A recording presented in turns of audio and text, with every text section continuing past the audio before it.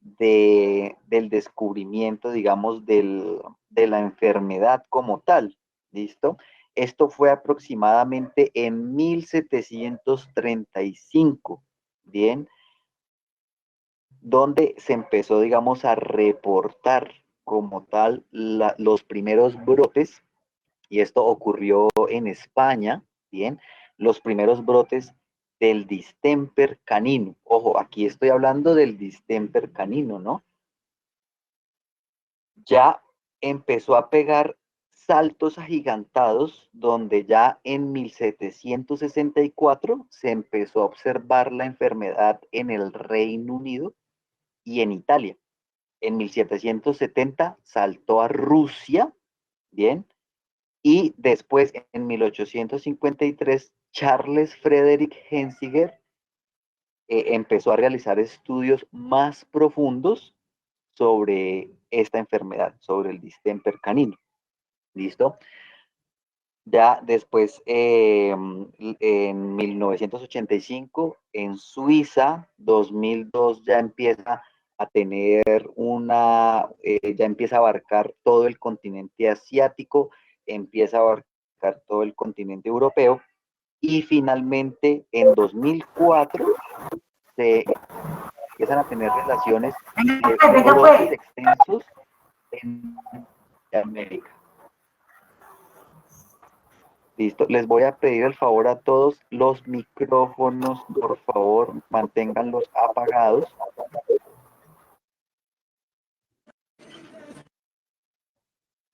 Listo, hay alguien que todavía tiene el micrófono abierto y lo escuchamos completamente.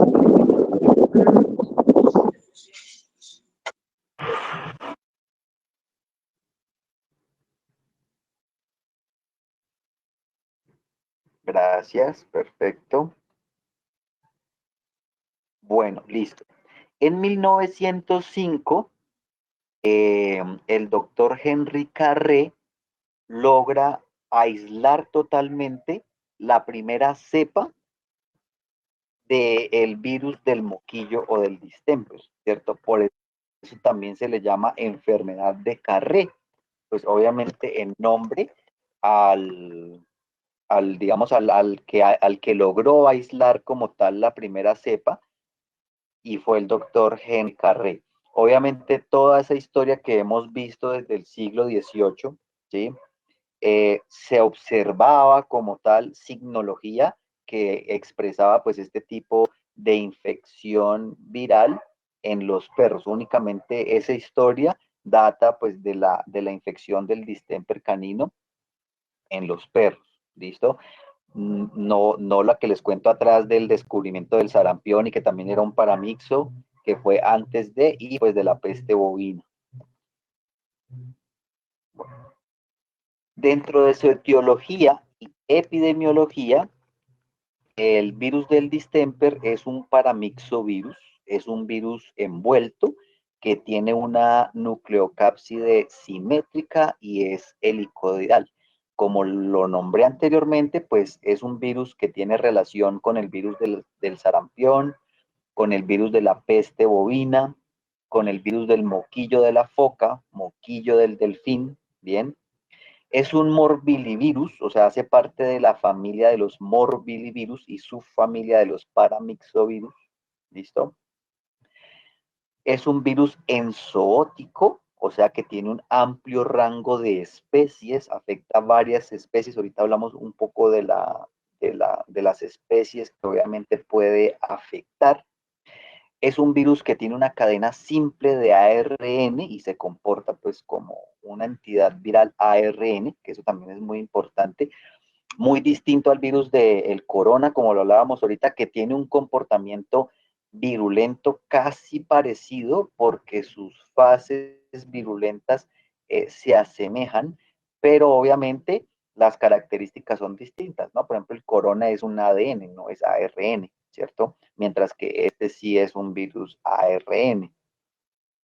Entonces, obviamente ya cambian sus características fisiopatológicas o cómo va a ser cada una de sus fases virulentes. Eso cambia bastante. ¿Listo? Es un virus que requiere en cierta forma de anticuerpos derivados de la madre, digamos, para poder generar una alteración del sistema inmunitario desde el nacimiento del cachorro. Y teniendo en cuenta que si por alguna razón la madre gestante puede llegar a tener titulaciones plasmáticas del virus, porque en alguna ocasión esta fue positiva al virus, puede haber una transferencia o transmisión vertical hacia los cachorros. Entonces, eso es importante. La eliminación normal del virus puede tardar hasta 7 días posinfección.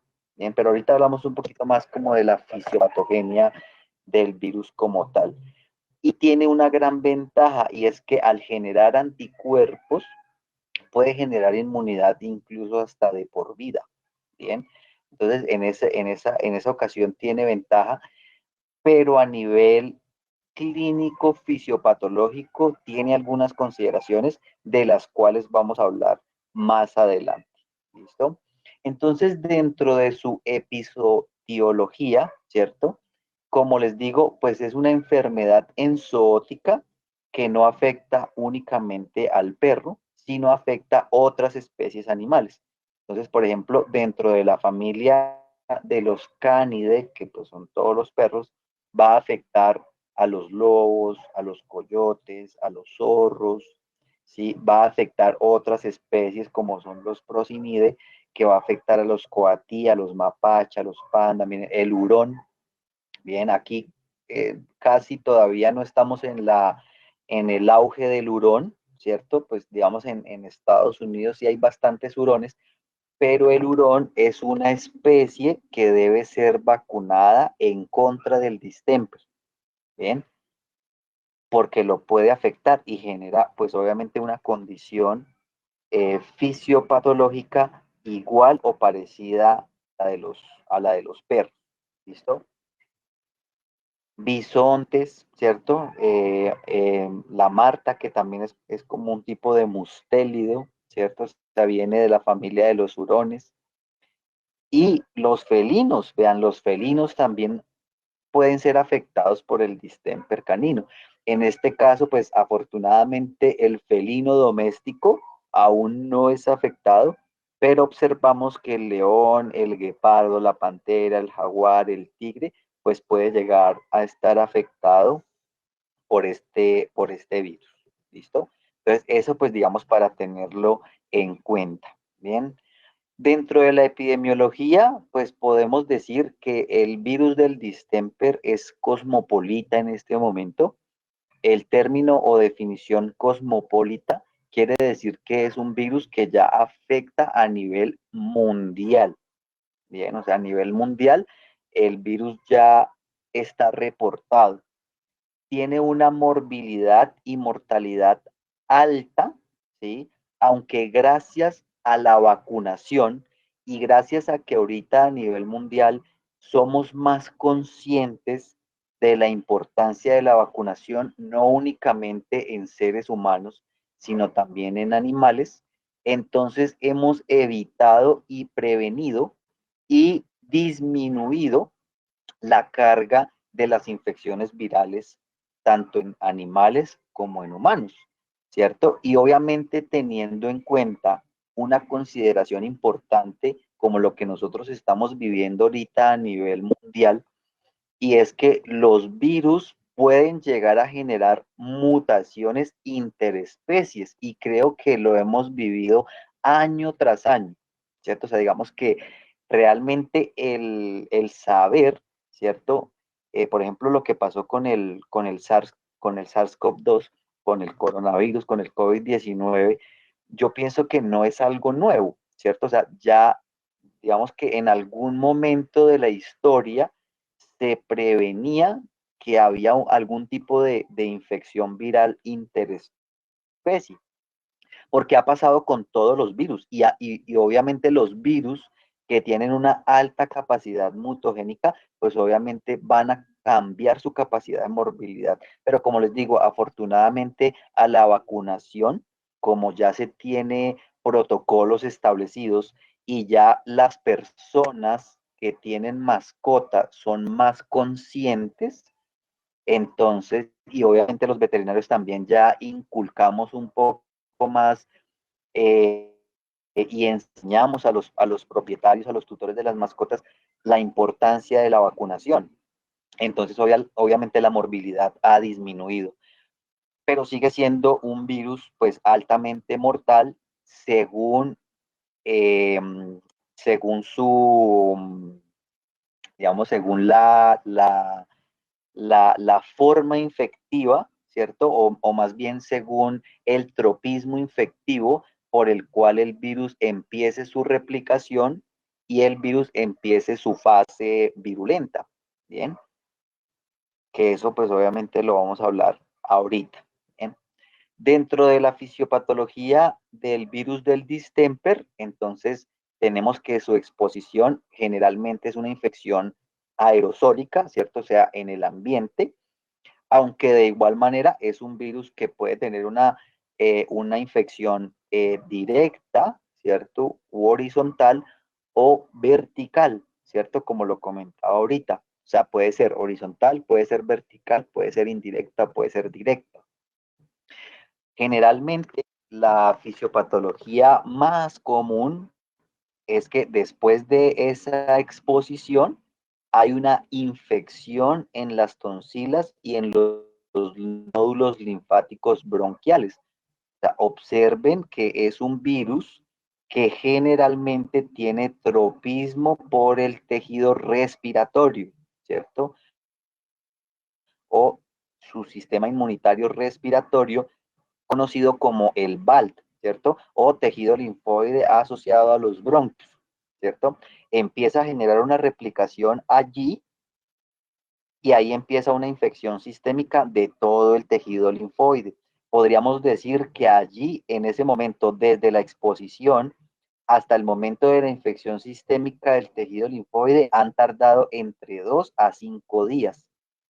Y allí es donde surge la primera viremia, ¿bien? O la primera fase virulenta. ¿Mm? Aquí, obviamente, y esto ocurre para absolutamente todas las infecciones virales, juega un papel importante el sistema inmunitario. Y como estos virus generalmente tienen una predisposición por rango etario, donde los más susceptibles son los cachorros, entonces, claro, si fue un cachorro que tuvo una mala transferencia de anticuerpos derivados de la madre, como yo lo hablaba al principio cuando hablamos de las características del virus, entonces el virus aprovecha para generar una mejor exposición y una viremia más alta. ¿Cierto? Si en la primera viremia el sistema inmunitario de ese paciente cachorro no es robusto y capaz de soportar esa replicación, pues obviamente el virus se va a seguir diseminando. ¿Qué puede pasar allí? Que el paciente en su primera viremia empiece a cursar una sintomatología nerviosa, respiratoria, ¿cierto?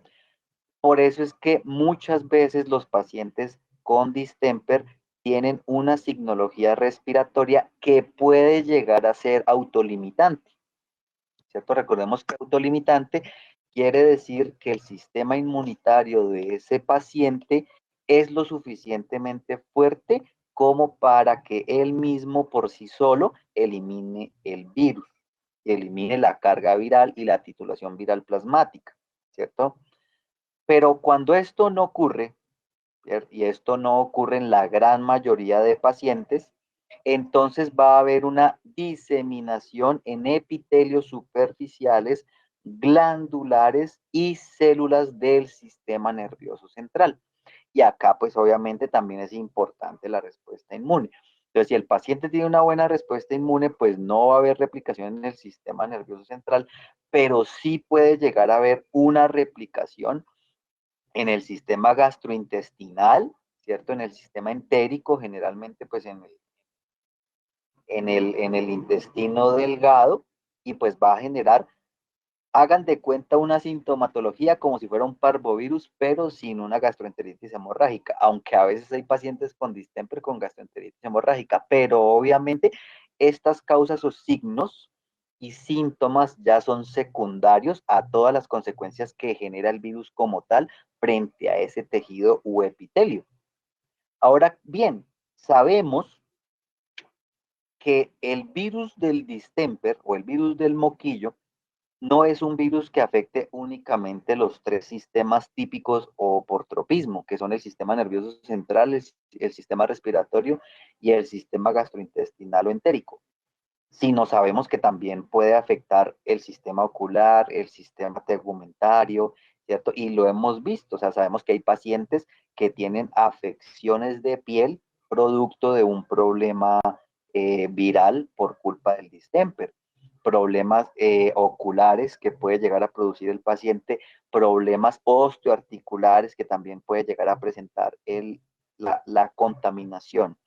Y fíjense que dentro de su fisiopatología o patogenia, esto ocurre en tan solo 10 a 14 días posterior a la infección del virus. Entonces, es un tiempo muy corto, ¿sí? Porque sabemos que los tiempos de epidemias para cada una de estas enfermedades virales, pues son bastante cortos. Entonces, es importante actuar pues de manera rápida. Ahora, bueno, si hay una buena respuesta inmune, pues hay recuperación de los signos clínicos, porque obviamente no deja que siga transcurriendo más fases virémicas, pero si hay una mala respuesta inmune, pues va a continuar esa replicación viral, el virus se va a seguir diseminando, perdón, en cada uno de los tejidos de mayor tropismo y de mayor replicación,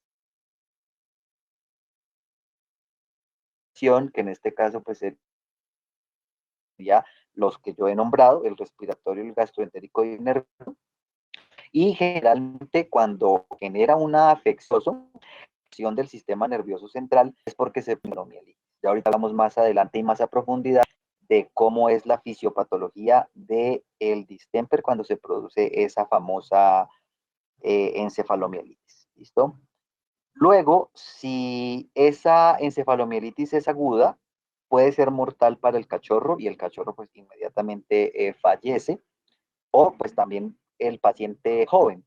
¿Sí? No, no es un virus que tenga únicamente predisposición por cachorros, sino que también tiene predisposición por pacientes de 12 meses, de 24 meses.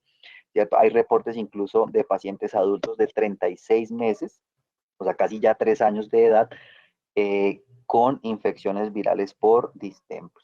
¿Listo? Son muy pocos los casos, pero han ocurrido y se han reportado. A mí por lo menos no, nunca me ha pasado. El máximo paciente que yo he tenido positivo a distemper, o sea, máximo me refiero en edad, es de 12 meses, de un año.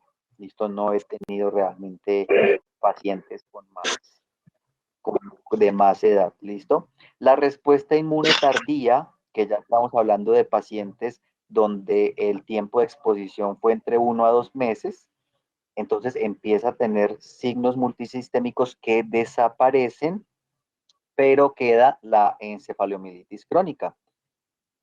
Y pues obviamente ahí prevalecen esos signos nerviosos. Es el típico paciente que se salva del moquillo, ¿sí? Se salva del distemper, no tuvo una fase neurológica tan aguda y pues obviamente que se cronificó, pero finalmente el paciente queda con secuelas neurológicas. ¿Bien? El paciente que tiene mayor replicación del virus del distemper en las células ependimares y en las células nerviosas como son los astrocitos y como son las neuronas, son pacientes que o sea, que tienen un porcentaje de supervivencia muy bajo y muy rara vez sobreviven, ¿cierto?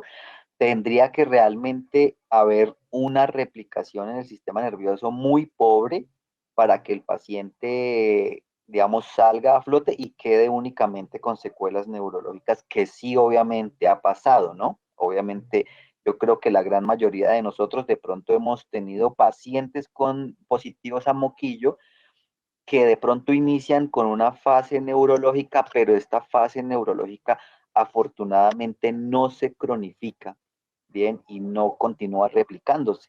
Obviamente no juega un papel importante únicamente el sistema inmunitario de ese paciente, sino que juega un rol fundamental el médico veterinario, quien debe actuar de forma inmediata en ese paciente para controlar los signos paliativos y estimular el sistema inmunitario. Ahorita más adelante hablamos de cómo sería el tratamiento para ese paciente. ¿Listo? Y finalmente ya una reacción muy tardía, fisiopatológica, donde ya transcurren más de 24 meses y es llamada la encefalitis del perro viejo. ¿Ven? Y eso es real, o sea, hay pacientes que fueron positivos a distemper de cachorros, ¿sí? No tuvieron una presentación aguda, sino simplemente tuvieron una presentación subaguda de la contaminación viral, de la exposición viral, pero ellos quedan con residualidad del virus de por vida y obviamente es el sistema inmunitario quien mantiene el control de esa replicación viral dentro del cuerpo. Pero de igual manera, si la respuesta inmune es tardía, ese paciente a los 24 meses va a presentar una exposición al virus y se le llama encefalitis del perro viejo. ¿Listo? Para que la tengan muy presente. Bueno, entonces, ¿cómo sería la fisiopatología para que él se replique a nivel del sistema nervioso central? El sistema nervioso. Entonces, el virus del distemper canino, como lo comenté al principio, acción linfoide, generalmente va a iniciar por las tonsilas, luego va a infectar los macrófagos en los ductos linfáticos, ¿cierto? O sea, va a entrar dentro del citoplasma del macrófago y va a empezar a crear cuerpos de inclusión.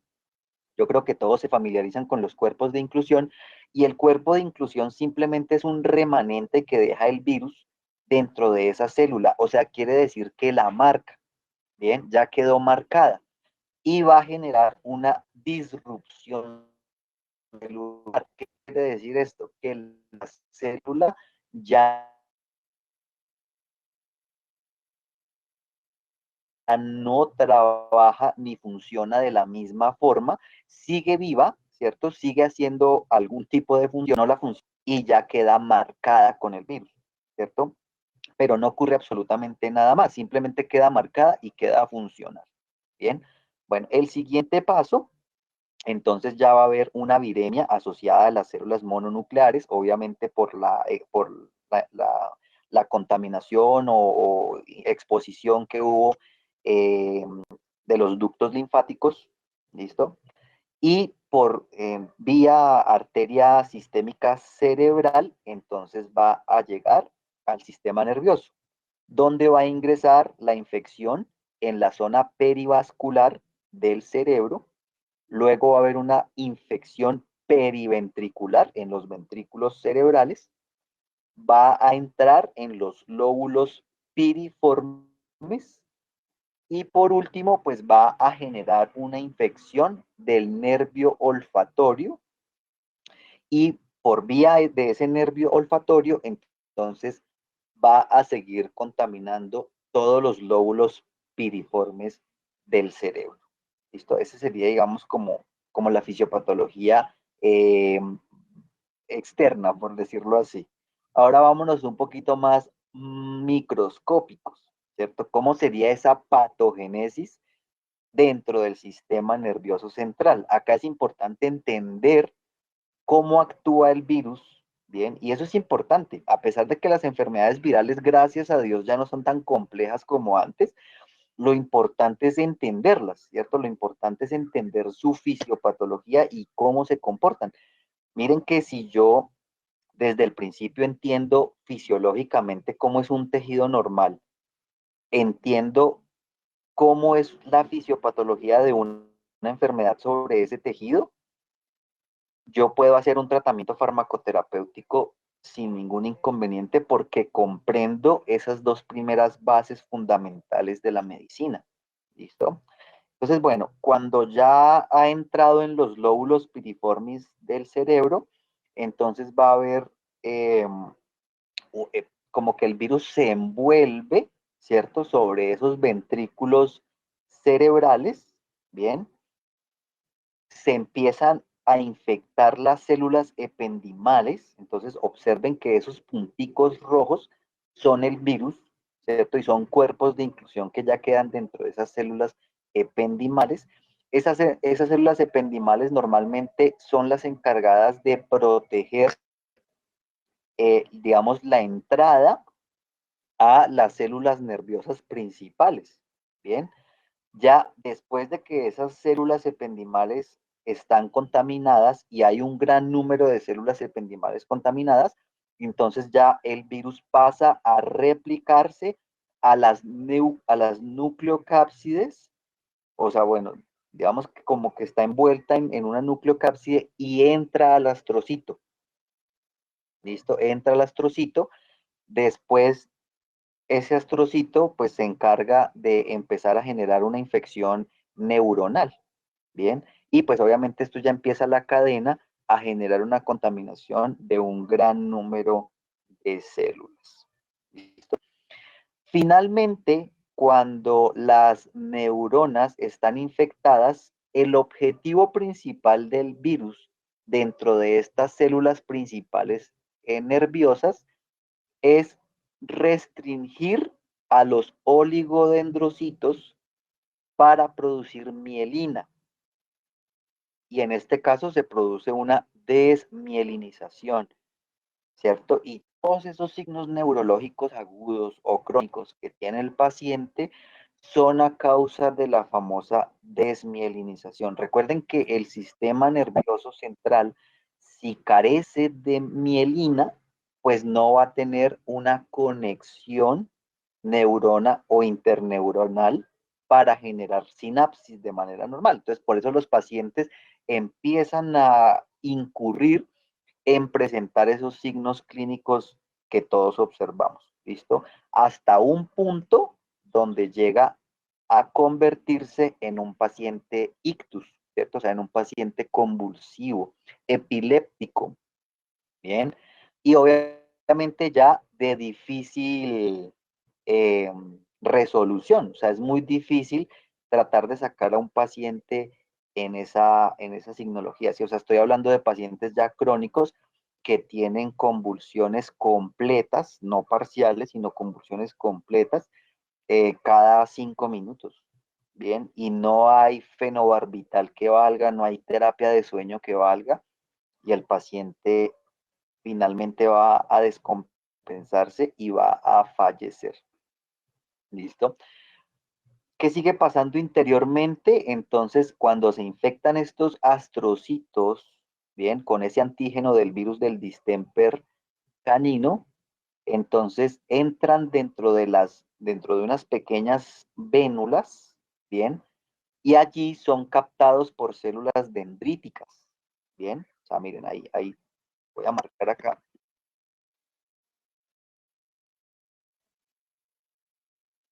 ¿Listo? Entonces aquí afectan el astrocito, ¿cierto?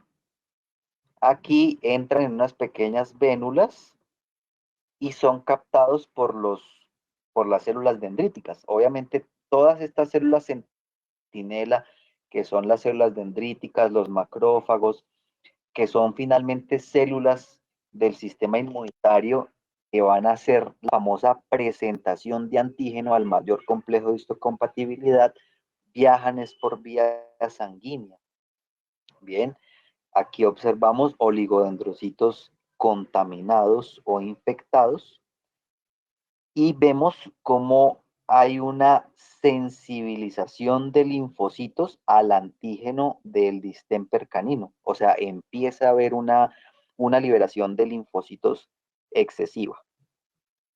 Listo, aquí observamos cómo llegan todos esos linfocitos T y todos esos linfocitos B a atacar. Y recordemos que cuando llegan esos linfocitos B, pues esos linfocitos B empiezan a generar anticuerpos. que son esas Y rojitas, rosaditas que ustedes empiezan a observar.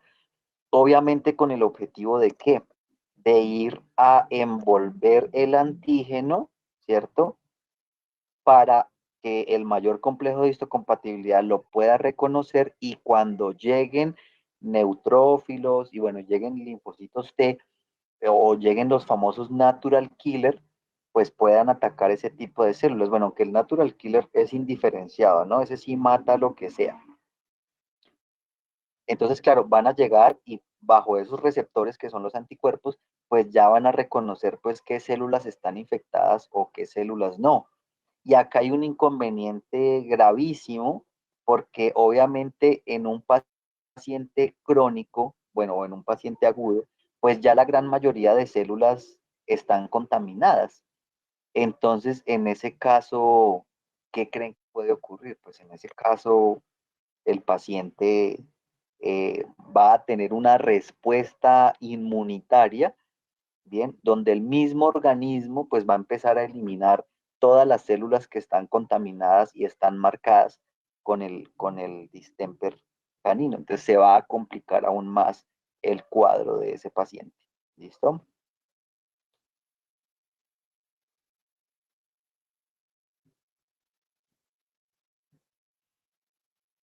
Bueno, entonces, ¿cómo sería la transmisión del virus? Entonces, la transmisión del virus, como les comentaba ahorita, puede ser directa o también puede ser horizontal, puede ser indirecta y también vertical.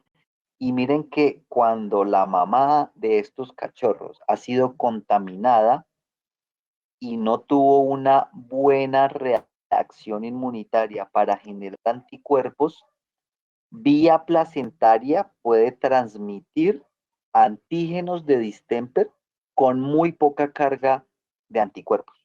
Bien, porque finalmente, si la mamá generó buenos anticuerpos, cuando hay transferencia de anticuerpos derivados de la madre vía placentación, pues en este caso va a haber una buena respuesta y cuando el cachorro esté en esa ventana inmunológica, que es aproximadamente entre sus 8 a 12 semanas de vida, si tiene una exposición en contra del virus del distemper, pues afortunadamente lo va a proteger. Y esto pasa pues casi con todos los virus. Digamos que en el caso, por ejemplo, del parvovirus es parecido, es casi igual. ¿Listo? ¿Qué factores me pueden predisponer a los cachorros para que se genere estas transmisiones? Estrés, hacinamiento. Entonces, obviamente en el hacinamiento, pues el virus por estado aerosólico puede ingresar al sistema respiratorio, secreciones respiratorias, secreciones oculares, por orina, por heces. O sea, ojo, ¿no? El virus no se excreta únicamente por un estornudo o una tos, ¿cierto? El virus se excreta también por otros tejidos, ya donde se ha replicado. Entonces se va a excretar en orina, se va a excretar en heces, entonces puede haber transmisión. La importancia de desparasitar. Entonces, los parásitos, ustedes saben que pueden llegar a generar inmunosupresión por reacción de hipersensibilidad. Los parásitos son de igual manera entidades biológicas que tienen receptores. Se sabe que el cuerpo y el organismo tiene que tener parásitos para tener un equilibrio, una homeostasis simbiótica celular, pero de igual manera, si estos parásitos van a generar una reacción celular sobre el cuerpo, pueden generar una hipersensibilidad que puede llegar a generar inmunosupresión sobre el cachorro y obviamente lo va a predisponer a que una contaminación por el virus del distemper llegue a atacarlo. Finalmente vuelvo y repito, acá lo más importante es la vacunación y lo más importante es que esas madres ya han estado vacunadas y gracias a Dios tienen una buena carga de anticuerpos que van a ser transmitidos en placentación para transmisión vertical a sus bebés, a sus cachorros. ¿Listo? Como lo vimos ahorita en la fisiopatología, pues la incubación va de 9 a 14 días posinfección. y pues en el momento pues queda como reservorio en el paciente mientras cumple todo su ciclo de diseminación. La diseminación del virus puede durar entre 60 a 90 días. Entonces, por eso no esperen que un cachorro, por ejemplo, de 15 días o de un mes, o no hecho todos los cachorros que se infecten con distemper empiecen a tener signologías en el mes de nacidos. Eso no pasa con todos los cachorros. Bien, ustedes se dan cuenta que ya son cachorros que empiezan a tener signos a los 2 meses, a los 3 meses, a los 4 meses, a los 5 meses, ¿cierto? Como les dije ahorita, yo he tenido pacientes de 12 meses, 10 meses con distemper. Ya no es tan común como hace 5 años, 10 años, pero de igual manera aún siguen habiendo esas presentaciones. Pero miren que dura como reservorio casi 60 a 90 días, eh, mientras hay una respuesta inmunitaria, ya sea inmediata o ya sea tardía. ¿Listo? ¿Qué signos y síntomas puedo observar? Entonces puedo observar signos respiratorios, donde voy a observar descargas nasales, tos, disnea, neumonía. A nivel ocular, uveitis anterior, queratoconjuntivitis seca, neuritis óptica, degeneración de la retina. O sea, observen lo que les decía ahorita, es un virus que no se va a replicar únicamente en el tejido respiratorio, en el tejido gastrointestinal, en el sistema nervioso, sino también en otros sistemas, ¿listo? A nivel gastrointestinal, anorexia, vómitos, diarrea, pues obviamente lo típico. Y a nivel de piel, podemos ver dermatitis pustular, que es esta imagen que observamos acá, una dermatitis pustular, hiperkeratosis digital, ¿cierto? Que va a ocurrir tanto en la trufa como en los pulpejos, ¿bien? Se puede también producir gingivitis, ¿bien? O sea, puede también tener gingivitis. Entonces, fíjense que es un virus bien complejo, porque es un virus de alta replicación en varios tejidos. Ya a nivel neurológico, pues obviamente es como el de mayor replicación, pues es el de mayor tropismo. Entonces vamos a ver muchos signos o muchos síntomas. Entonces vamos a ver apatía, ataxia, debilidad o parálisis, paraplegia, atrofia muscular, vocalizaciones, convulsiones, signos vestibulares, mioclonos, incontinencia, hipersensibilidad, dolor y rigidez del cuello, cambios del comportamiento, ceguera, estupor, coma. O sea, podemos ver muchos signos neurológicos en estos pacientes que empiezan a tener una alta replicación en, en, en el sistema nervioso central. En cuanto al diagnóstico, entonces, como toda enfermedad, lo importante es no olvidar que nosotros somos médicos, somos clínicos, y el clínico debe hacer un examen clínico, ¿cierto? Examen clínico, un ECOP, un examen clínico orientado al problema, bien, bien dirigido, ¿cierto? Bien orientado, que finalmente lo que me va a indicar es que ese paciente está transcurriendo por una enfermedad multisistémica. Y ahí es pues donde obviamente nosotros empezamos a utilizar las pruebas complementarias. Esto es fundamental, ¿cierto? Ustedes saben que el examen clínico es el 80% del diagnóstico presuntivo y las pruebas complementarias son el 20%, que como su nombre lo indica son pruebas complementarias, van a ir complementando el diagnóstico. ¿Listo?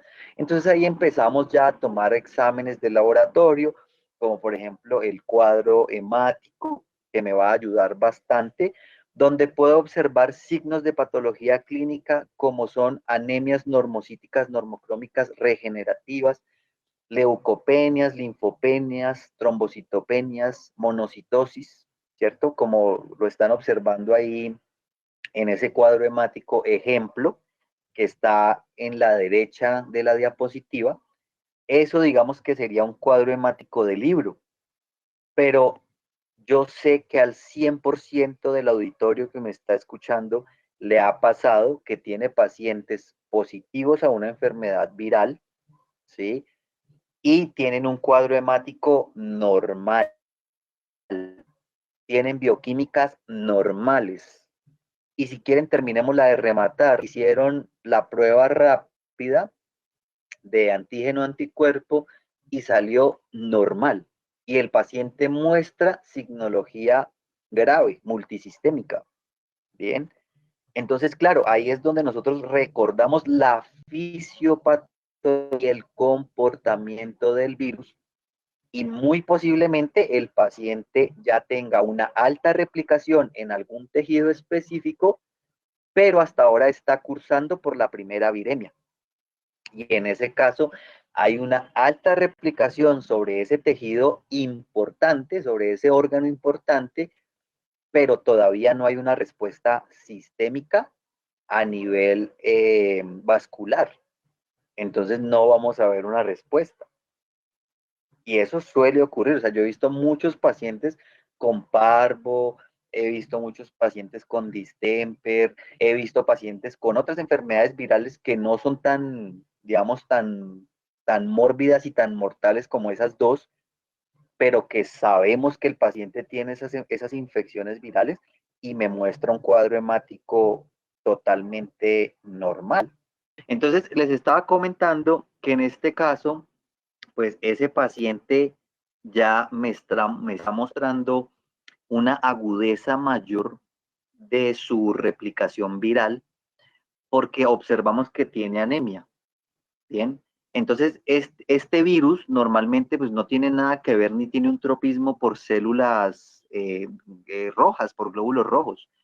Pero cuando yo veo que un paciente ya tiene anemia ante un tipo de agente causal viral que no tiene absolutamente nada que ver con los glóbulos rojos, es porque ya está teniendo replicaciones dentro de la médula ósea. Bien, por eso dice que es una anemia normocítica, normocrómica regenerativa. O sea, no me está generando ninguna alteración morfológica ni de su hemoglobina, pero sí evitando que se produzcan glóbulos rojos de manera no a través de sus células pluripotenciales y adicional a eso es regenerativa. Entonces quiere decir que viene de la médula ósea, ¿cierto? Hay una alteración aplásica en la producción de esas células rojas. Ojo, cuando ustedes vean eso, o sea, cuando ustedes vean pancitopenia, incluida una anemia, eso ya es bastante grave, o sea, es un pronóstico bastante grave para ese paciente. Entonces, eso es importante a tenerlo en cuenta. ¿Listo? Dentro del diagnóstico, pues también tenemos los famosos cuerpos de inclusión, bien, que también pues los podemos observar y los podemos observar por citología. No es sencillo, ¿sí? No es fácil, no quiere decir que ustedes van a hacer el primer extendido, su primer frotis de un paciente positivo a distemper y le van a hacer una tinción con Diffquick o con Wright e inmediatamente van a ver cuerpos de inclusión y van a decir, ah, distemper positivo. No, ¿cierto? Obviamente, recordemos que cada prueba de laboratorio debe medirse por una especificidad y una sensibilidad. Y entre más alta sea la especificidad y entre más alta sea la sensibilidad, pues hay más confianza en la prueba, hay más confianza en evitar falsos positivos y falsos negativos, ¿cierto? El falso positivo sería de la especificidad y el falso negativo estaría indicado por la sensibilidad. O sea, quiere decir que el positivo está marcado por la especificidad y el negativo estaría marcado por la sensibilidad. Por ejemplo, ¿qué quiere decir esto? Esas pruebas de cassette, ¿cierto? Que a veces mucha gente pregunta, venga, pero sí serán buenas, no serán buenas. Bueno, obviamente primero hay que tener en cuenta que las características físicas de las pruebas, pues tienen que estar bien, ¿cierto? O sea, debe tener una temperatura específica, no deben estar alteradas. Bueno, digamos que eso ya cada casa comercial tiene sus características específicas. Pero, ¿qué quiere decir? Esas pruebas, por ejemplo, son altamente específicas, pero la sensibilidad es regular. Entonces, quiere decir que si un paciente sale positivo, el paciente es positivo, yo le creo, ¿sí? Porque la especificidad es alta. Pero si el paciente sale negativo, yo lo dudo, porque la sensibilidad es baja. Entonces, eso es importante a tenerlo en cuenta, ¿listo? Ya si hablamos de serología, pues tenemos pruebas mucho más específicas, mucho más sensibles, como lo es una ELISA, ¿cierto? O sea, un antígeno anticuerpo IgG, IgM, que es bastante fundamental. Una inmunofluorescencia indirecta, que lo que ya va a hacer es ser una prueba cuantitativa para poder emitirme la cantidad de titulación viral que se va a encontrar a nivel plasmático. ¿Listo? Y pues el famoso PCR, que ya me va a detectar proteínas virales específicas de ADN o de ARN, en este caso de los virus. Entonces acá hay algunas de las pruebas, ¿no? Entonces tenemos el cuadro hemático, que ya lo hablamos, la inmunocromatografía vertical en papel, que es la que casi todos nosotros usamos, la ELISA microplaca, ¿listo? La microELISA, que son como otro tipo de inmunocromatografía, pero es como una microELISA manual, por decirlo así. La IFA o inmunofluorescencia indirecta, que ya es una prueba mucho más cuantitativa, maneja los dos, es cualitativa y cuantitativa. Las pruebas Inmunocom, que son altamente específicas y altamente sensibles, y no son tan complicadas de hacer. Bien, es como una prueba de inmunocromatografía, tiene un poquito más de pasos, pero son pruebas que tienen mayor especificidad y mayor sensibilidad. Y pues el famoso PCR, ¿listo?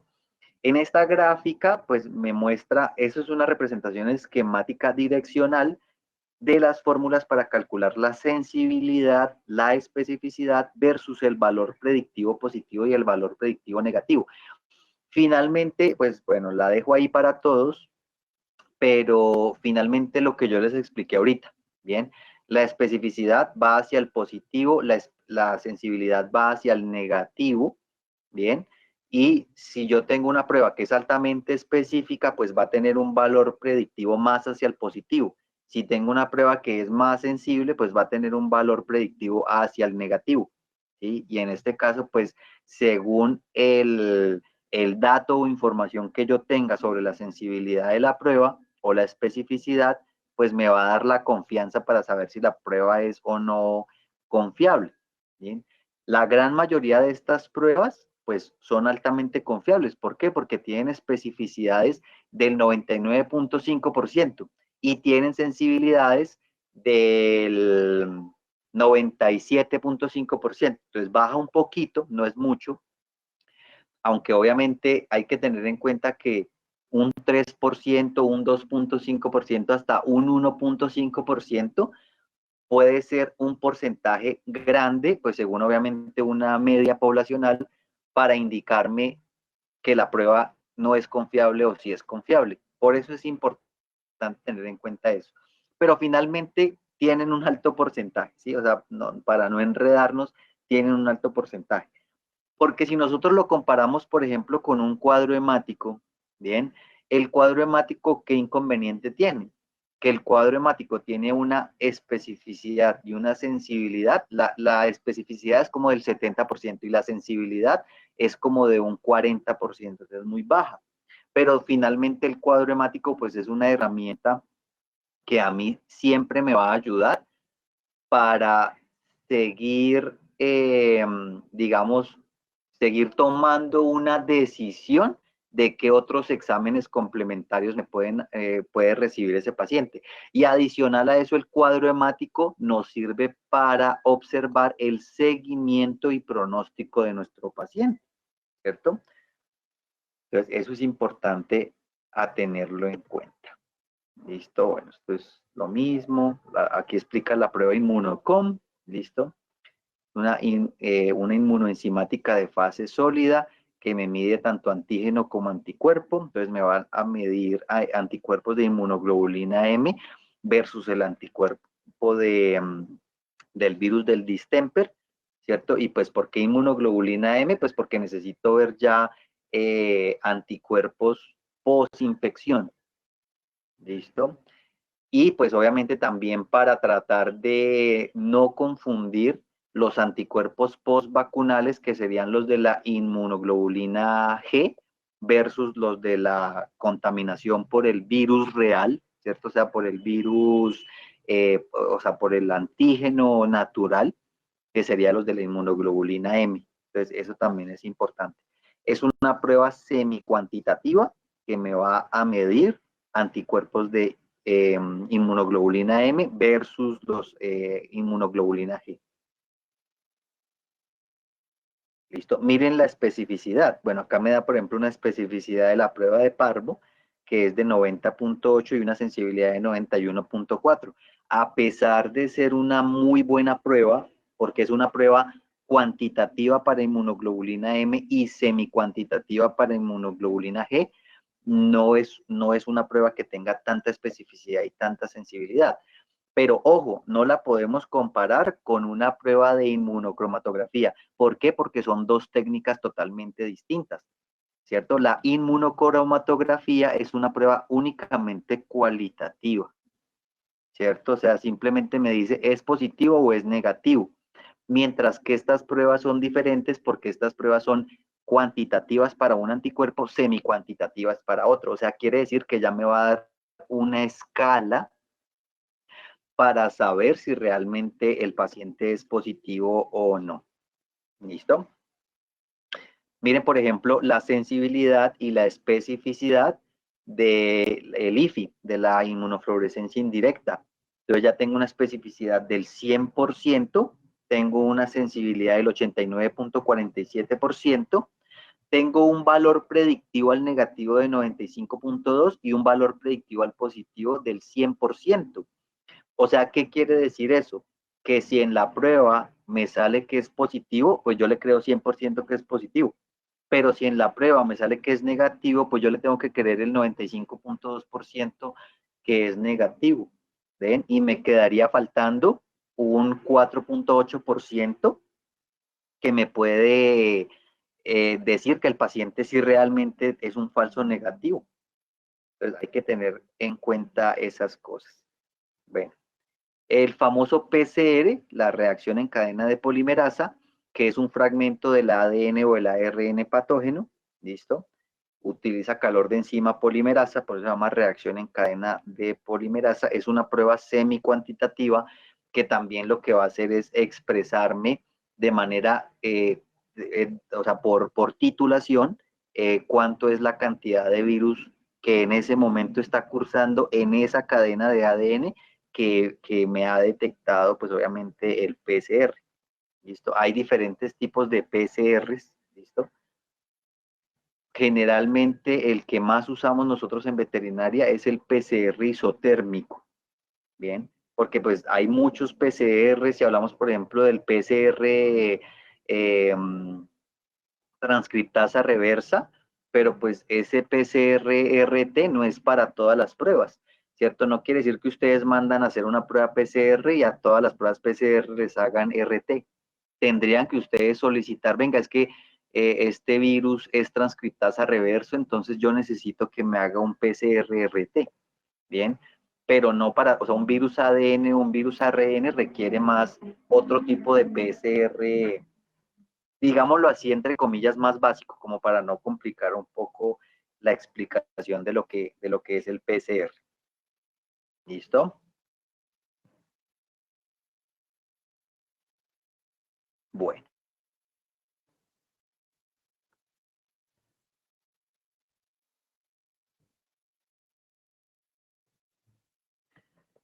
Sobre el tratamiento, obviamente es lo que a la gran mayoría de nosotros nos interesa. Entonces, importante tener en cuenta que este es un paciente donde su hospitalización debe ir en aislamiento. Eso es primordial tenerlo en cuenta. O sea, este paciente debe ir en una zona de infecciosas, debe ir totalmente alejado de otros pacientes. Ay, perdón.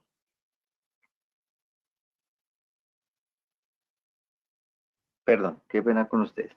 ¿Listo? Entonces, importante, ¿no? Ese paciente debe ir aislado y debe ir en una zona específica de infecciosas.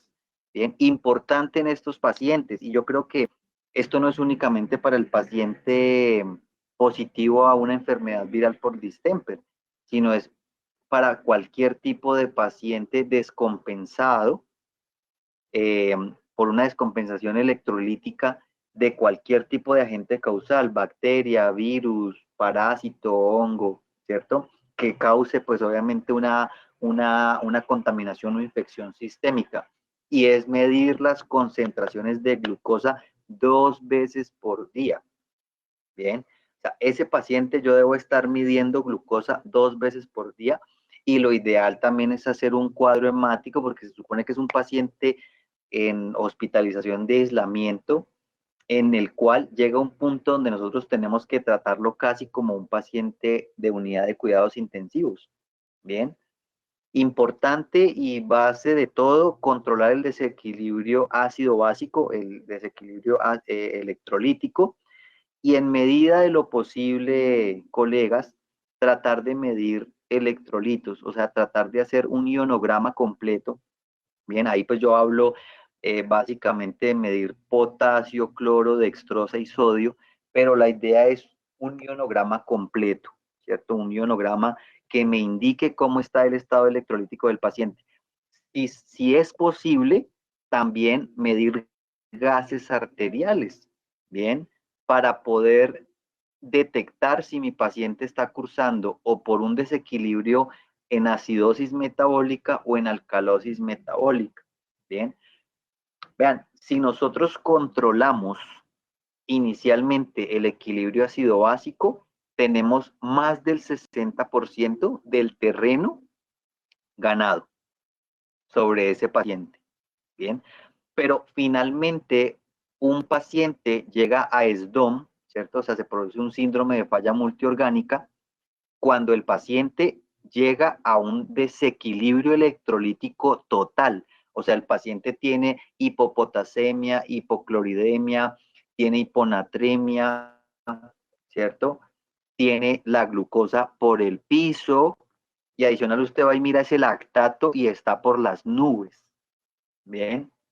Entonces, yo sé que muchos de ustedes en este momento están diciendo, no, pero yo no tengo quien me mida un ionograma, pero yo no tengo quien me mida gases arteriales, ¿sí? Ah, pero yo he sacado pacientes sin eso, porque son pacientes que tienen una mejor condición, un mejor sistema inmunitario, ¿sí?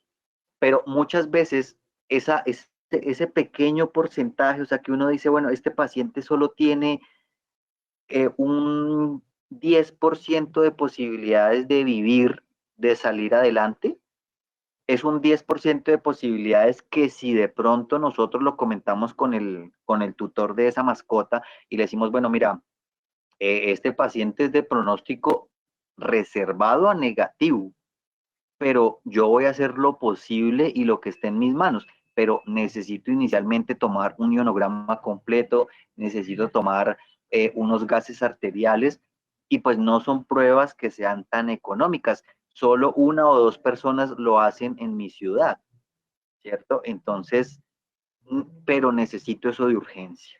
¿Listo? Bueno, el uso de antibióticos, entonces inicialmente, si mi paciente puede llegar a tener una translocación bacteriana secundaria que me siga complicando el cuadro, porque casi en toda enfermedad viral hay una translocación bacteriana, eso sí ténganlo por seguro. Entonces, en este caso, si el paciente me muestra algún tipo de neutropenia o neutrofilia febril, perdón, no febril, qué pena con ustedes, no febril, vamos a empezar tratamiento antibiótico terapia con antibióticos de primera línea. Y vamos a empezar con antibióticos tipo cefalosporinas, se puede usar cefalexina, como en este caso esos pacientes son con vías orales limitadas, pues vamos a usar, por ejemplo, ceftriaxona inyectada, que es muy buena para eso, o aminopenicilinas con inhibidores suicidas tipo ampicilina más surfactán, que lo podemos encontrar también inyectado. Ya si hablamos de que el paciente está cursando por un SIRS, ¿cierto? Que sería un síndrome de enfermedad inflamatoria sistémica, entonces ya vamos a utilizar una penicilina o una aminopenicilina más fluoroquinolona o aminoglicósido.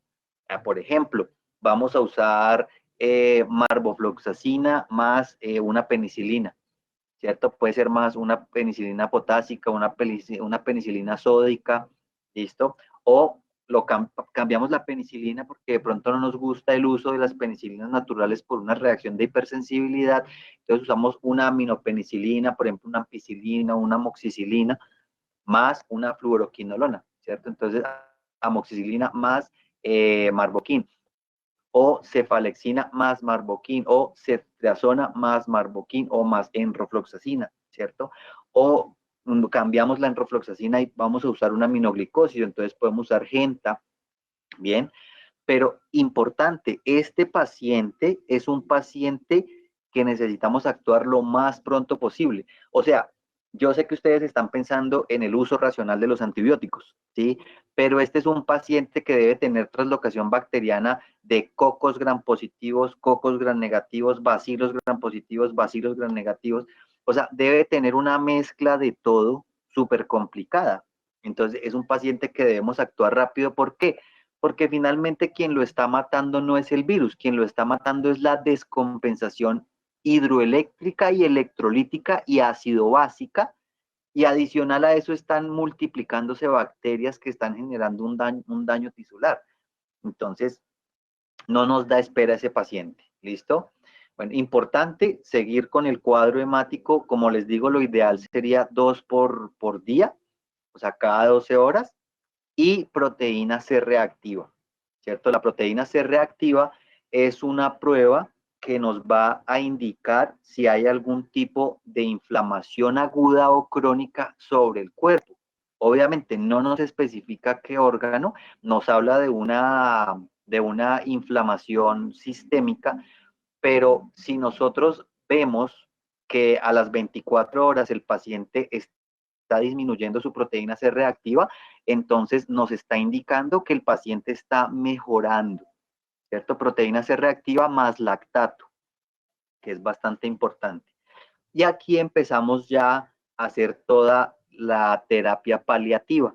Entonces, de la proteína C reactiva hacia arriba, o sea, es el 60% del terreno para ganarle a la descompensación del virus antes de llegar a un SDOM, ¿cierto? A un síndrome de falla multiorgánica, ¿bien? De ahí para abajo, entonces es todo lo que es paliativo. Entonces, en este caso, vamos con antieméticos tipo metoclopramida, que lo ideal en este paciente es usarla en CRI, ¿cierto? Que sería un infusion rate, bueno, por infusión continua, ¿listo? Ondansetron o maropitán, que obviamente recuerden que el uso de los antieméticos dependen en función a los receptores de serotonina y dopamina, ¿bien? A ver, se sabe que los perros, digamos que son deficientes de algunos receptores de dopamina y algunos receptores de serotonina, pero ojo, no pasa en todos los perros. Entonces yo no puedo decir que la metoclopramida no funciona en todos los perros, funciona en algunos. Y yo podría decir que en la gran mayoría, ¿bien? Ya obviamente en el gato sí cambia la cosa porque el gato casi siempre es deficiente de esos receptores D1 y D2, ¿bien? Y pues tiene receptores de serotonina muy disminuidos, entonces ya necesitaríamos otro tipo de antiemético que actúe pues ya directamente sobre esos receptores específicos, ¿listo? Bueno, el maropitán ya es otro cuento porque se actúa ya sobre la sustancia P, entonces es otro cuento muy aparte, ¿listo? O sea, actúa sobre la sobre la neuroquinasa 1. Eh, Obviamente protectores de mucosa gástrica para evitar generalmente pues esa gastritis por descompensación electrolítica. Entonces, H2 antagonistas o inhibidores de la bomba de protones, ¿listo? Sucralfato, bien.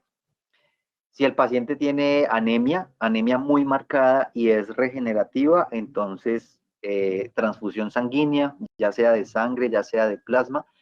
Si vemos que hay una descompensación celular ya por descompensación de cargas de presión, o sea, lo que ya es una hipoalbuminemia y una hipogamaglobulinemia, entonces ya utilizamos lo que son restauradores celulares como lo son los coloides, ¿cierto? En este caso uno de los más usados, pero que hay que tener bastante cuidado con eso, es el Getastarch, que normalmente, entre comillas, lo ideal es hacer un buen cálculo de hidratación con cualquier tipo de terapia, o sea con cristaloides y con coloides aún más porque son delicados, pero una fórmula rápida pues son 80 ml por kilo hora, ¿listo? Pero de igual manera es simplemente como una forma de urgencia de actuar rápido, pero una recomendación es hacer bien los cálculos por paciente. Ese paciente, una recomendación y lo ideal es que siempre esté con un cateterismo central o multilumen. ¿Listo? Obviamente lo usual que nosotros hacemos es hacer la canulación en la cefálica antebraquial, o si esas dos venas se nos pierden, pues nos vamos para las posteriores, entonces nos vamos a buscar la safénica o nos vamos a buscar la femoral, ¿cierto? Son venas que generalmente al segundo o al tercer día, o si no es que es menos, se fleban, se pierden. ¿Por qué? Porque vamos a estar pasando constantemente líquidos, vamos a estar pasando constantemente eh, medicamentos, entonces obviamente se me puede irritar el vaso sanguíneo y lo puedo estar alterando. Entonces un consejo es cateterismo central. ¿Listo? Empiecen a practicar, a entrenarse en, en canular a sus pacientes con un cateterismo central yugular. ¿Listo? Eso les aporta muchísimo, o sea, créanme que les aporta muchísimo a sus pacientes crónicos. La nutrición parenteral total también es importante. O sea, debemos tener en cuenta que es un paciente que está dejando de comer y es un paciente que al dejar de comer hay muerte de su célula enterocito. Y entonces, ¿qué pasa? Que si el enterocito empieza a morir, pues va a haber traslocación bacteriana por necrosis del enterocito. O sea, se va a empezar a complicar el cuadro. Y adicional, recuerden que si es un cachorro, el 90% del sistema inmunitario del cachorro está en el sistema inmunitario. Entonces, claro, el paciente no debe estar vomitando, ¿no? Para eso, pues, coloco antieméticos y realmente me aseguro de que no esté vomitando, porque si no, no tendría lógica. ¿Listo? Y pues nutrición parenteral total, que sería intravenosa. Y el tubo nasogástrico, perdón, o sea, lo que estaba diciendo ahorita era directamente hacia el tubo nasogástrico. La nutrición parenteral total es intravenosa, ¿listo? Y eso también le ayuda muchísimo a mi paciente, o sea, la nutrición parenteral total ayuda muchísimo a compensar esos desequilibrios ácido-básicos que tiene mi paciente.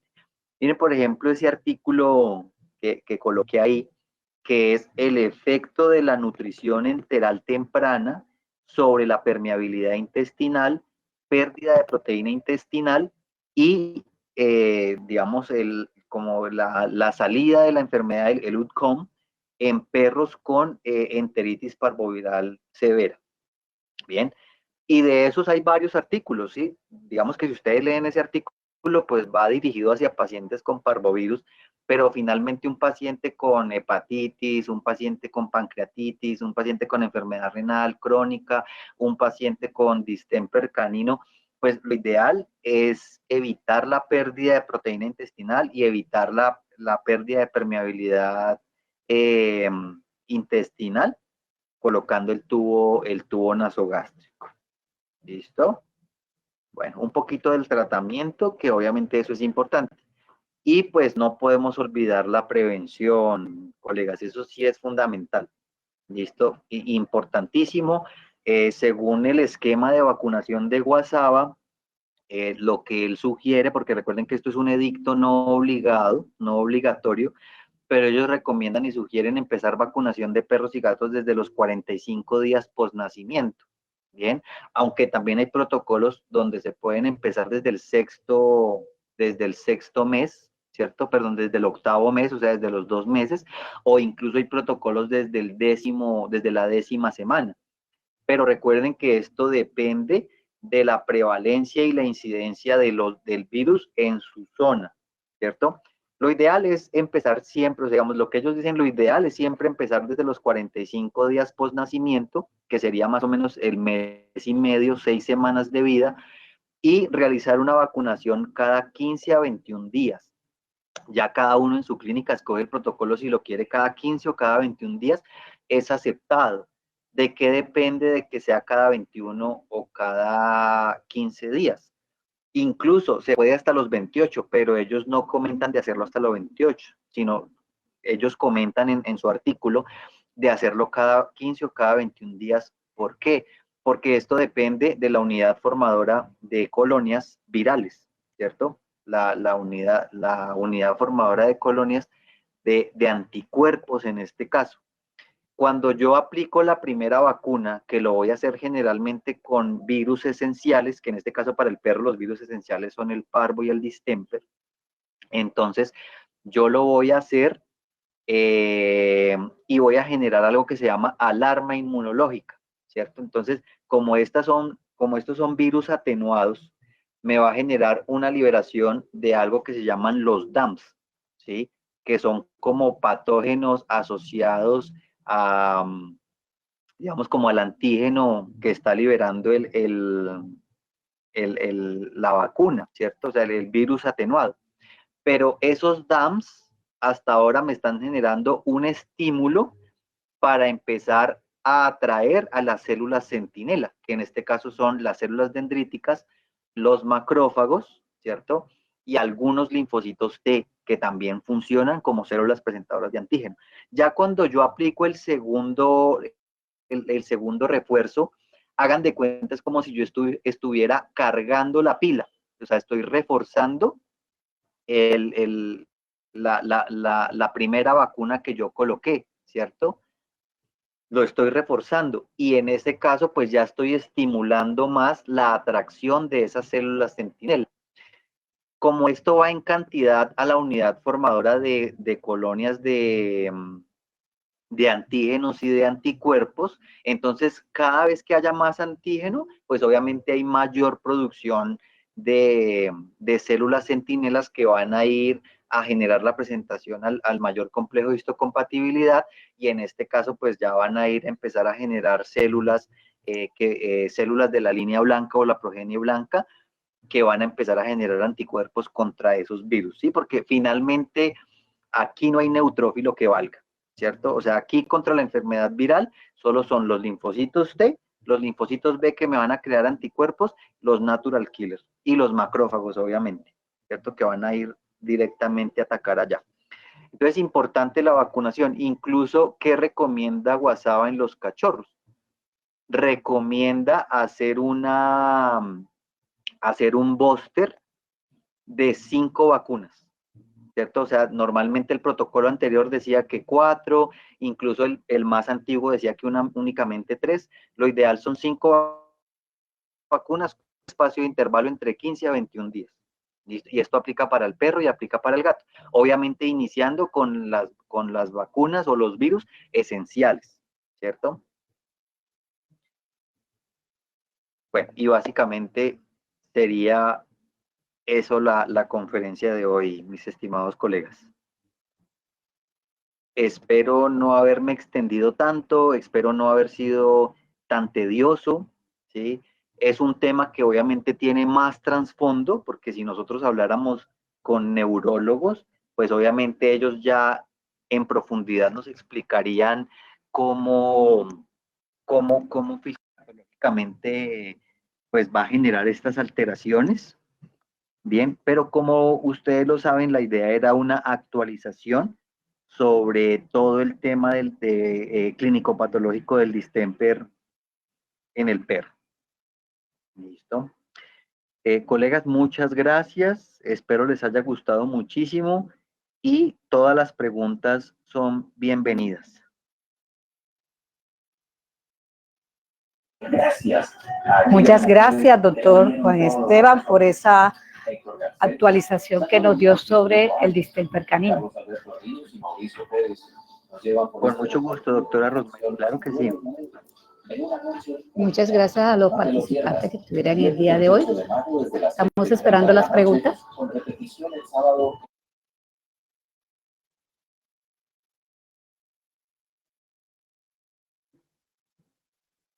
Bueno, voy a responder acá algunas preguntas que hay en el chat.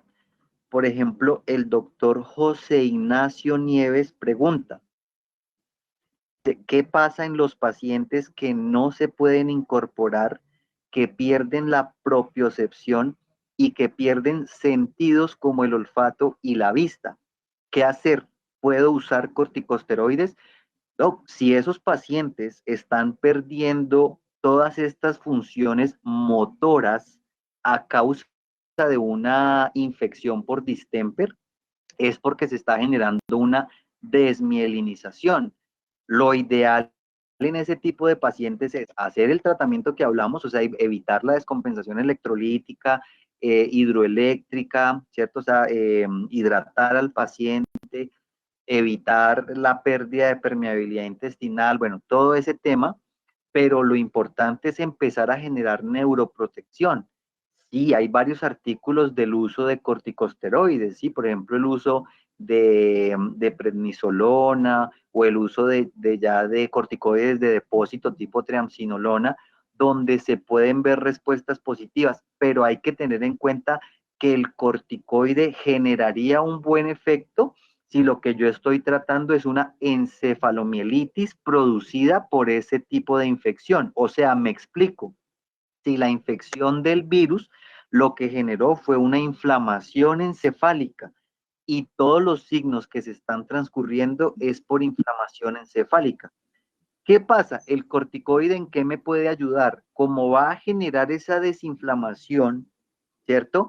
Me puede ayudar a controlar algunos síntomas, pero no todos, Doc, no todos, porque obviamente hay que tener en cuenta que la gran mayoría de déficit neurológico que se produce por el distemper es por una desmielinización. Entonces, en ese caso, sí se podría utilizar, sí podría estar indicado en una terapéutica, pero tenemos que observar si sí nos ayuda o no, y pues en poco tiempo, o sea, te estoy hablando de menos de 48 horas, si no vemos un efecto positivo, pues retirar el corticoide.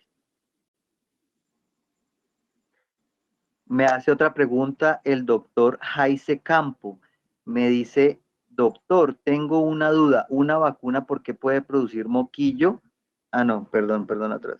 Una vacuna por qué puede producir cuerpos de inclusión. Claro, doc, porque es un virus vivo, de manera es virus vivo. O sea, el hecho de que yo esté vacunando, pues lo estoy haciendo con un virus vivo atenuado, pues obviamente tengo que generar cuerpos de inclusión, que no generar en gran cantidad como lo genera normalmente el antígeno natural, pero sí se puede producir. ¿Listo? La doctora Lorena me pregunta, si coloco una vacuna en 3 dosis y se pone y activa el moquillo, ¿cuál es la explicación? Doc, generalmente cuando tú vacunas, sí, obviamente la vacuna no puede generar reversión a la virulencia, o sea, eso sí es totalmente un mito, ¿cierto? O sea, la vacuna no genera la enfermedad, eso es totalmente falso, sino pues digamos que las vacunas tendrían que salir del mercado inmediatamente. Lo que sí puede suceder es que el paciente ya venga con una viremia transitoria donde nunca mostró signos porque esa viremia es subaguda. Tú vacunas al paciente y recuerda que la diseminación del virus puede durar entre 60 a 90 días y durante ese tiempo no tiene por qué generarme signos. Entonces tú lo vacunas y ese paciente perfectamente ya pudo haber estado contaminado y ya no le va a hacer nada, absolutamente nada a la vacuna. ¿Listo? Pero yo pienso, o sea, a mi manera de ver y respecto, digamos, en mi concepto y lo que yo he leído, lo que yo he estudiado, lo que yo me he capacitado, y obviamente respetando el concepto de cualquiera de ustedes, las vacunas no generan reversión a la virulencia. ¿Listo? Pueden generar hipersensibilidad. Sí, claro. Una hipersensibilidad me puede llegar a generar una encefalomielitis postvacunal. Claro. La he visto, sí, como 2 veces la he visto. ¿Sí? El paciente es muy grave sacarlo de ese cuadro, pero la vacuna no genera reversión a la virulencia. Puede generar hipersensibilidad tipo 1 o tardía, sí. ¿Listo? Siguiente pregunta, la doctora Elizabeth López me pregunta, si al estar vacunados e igualmente se infecta, ¿qué pasó con la vacuna? Ah, bueno, creo que ya la respondimos con la respuesta de la doctora Lorena. Bueno, creo que no hay más preguntas. Doc, en el chat hay un par de preguntas más. A ver, déjame ver. Ah, ok, sí, sí, no había visto. Es que las mandan en privado y se me abre como otro cuadro diferente, entonces por eso no las había visto. Ah, no sé.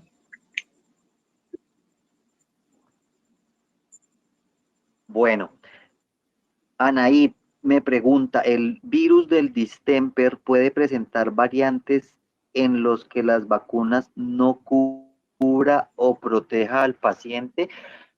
Doc, las vacunas que yo conozco tienen cepas que tienen epítopes para todas las variantes. O sea, por ejemplo, la cepa Rockefeller o la cepa Snyder-Hill o la cepa Lederle, que son como las tres cepas, digamos, como más tipificadas e identificadas a nivel mundial, son cepas que tienen que hacer cobertura para todos los linajes del distemper en este caso.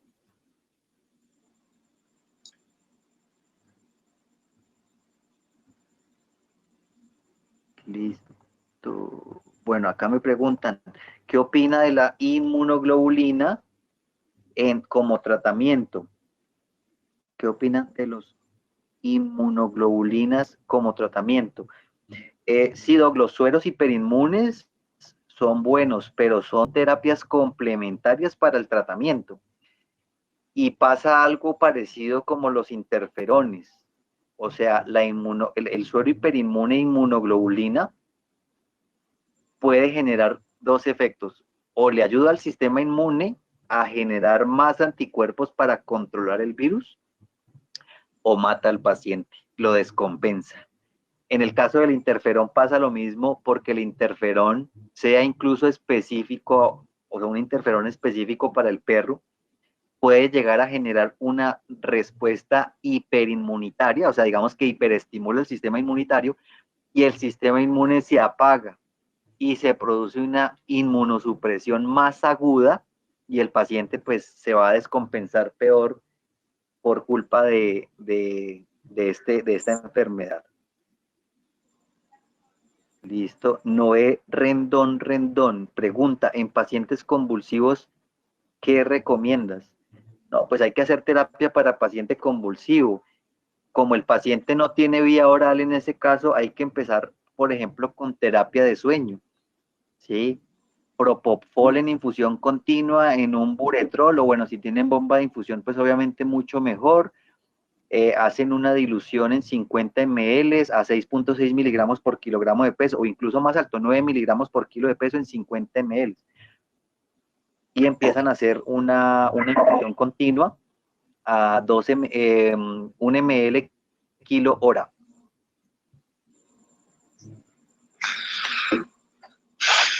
Esto también incluso pueden usar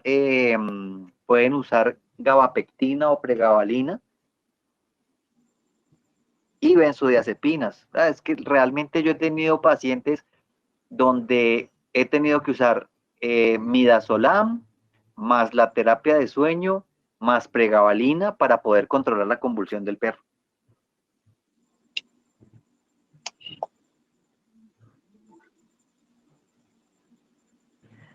Porque a pesar de la vacunación, perros adultos juiciosos con sus refuerzos anuales desarrollan distemper. Lo mismo que comenté ahorita, doctor José. O sea, ya venía incubando el virus y como tiene una diseminación tan larga, pues ya se expresó en una edad avanzada.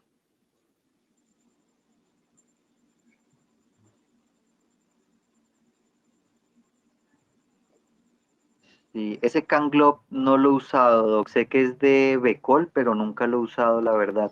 He usado un suero hiperinmune que venden en México, pero el Canglob no lo he usado. La doctora María Zamora pregunta, ¿qué tan viables son los tratamientos? Bueno, creo que ya la respondí.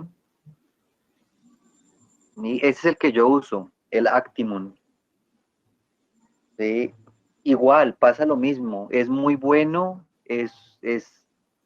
digamos que ayuda muchísimo a la generación, digamos, de anticuerpos, pero pasa exactamente lo mismo. O sea, depende en gran parte, o sea, yo pienso que todos esos, digamos que el interferón alfa, el interferón beta, el interferón omega, el actinmun, el canglob, bueno, todo eso son coadyuvantes que van a ayudar al sistema inmune a dar una respuesta en contra del virus.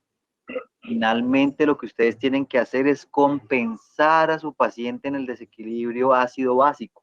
Eso es lo más que tienen que ustedes hacer. Lo otro ya es paliativo. Bueno, otra pregunta. ¿Ha visto pacientes con cambios de fondo de ojo con enfermedad activa? La verdad, una vez, Doc, vi un paciente con una uveitis anterior, pero de resto no he visto absolutamente nada más. Y no sé si realmente era producto del distemper o el paciente ya traía algún problema ocular donde mostraba la uveitis, pero era una uveitis, o sea, uveitis, porque ver la uveitis no es tan sencillo. Entonces realmente ahí se observaba. No podría decir, Doc, si esa uveitis era producto de la infección por distemper que tenía ese paciente. Era un golden de 12 años, de 12 meses, perdón. Otra pregunta, ¿qué tan recomendado es realizar un tratamiento en un paciente con distemper sabiendo que son portadores después de superada la enfermedad? No, igual, si el paciente enferma y tiene signología clínica, hay que hacer el tratamiento. ¿Listo? Mientras que el paciente sea distemper positivo y no muestre ninguna sintomatología, pues no, digamos que no hay riesgo alguno. Lo único que yo recomendaría en esos pacientes es medir con PCR la titulación de antígeno anticuerpo y mirar inmunoglobulina G, inmunoglobulina M, para saber si ese paciente va a ser diseminador a otros pacientes, un diseminador activo. Inmunoglobulina G y M. G y M. Listo. Recomienda hacer una o dos PCR o uno o dos test rápidos antes de proceder a vacunar. Sería lo ideal. O sea, sería totalmente lo ideal. O sea, pasa algo parecido como el virus de la inmunodeficiencia viral. Bueno, claro que para ese no hay todavía vacuna, pero sí para leucemia en gatos, lo ideal sería hacer una prueba antes de vacunar contra el virus de la leucemia viral felina. Lo mismo debería en cierta forma realizarse para el perro. Realizar una prueba para saber si realmente el paciente es positivo o no al virus.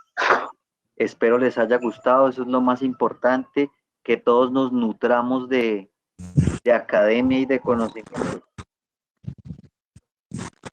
Doctor, muchísimas gracias también por su intervención. Fue muy asertiva en el momento. Muchas gracias.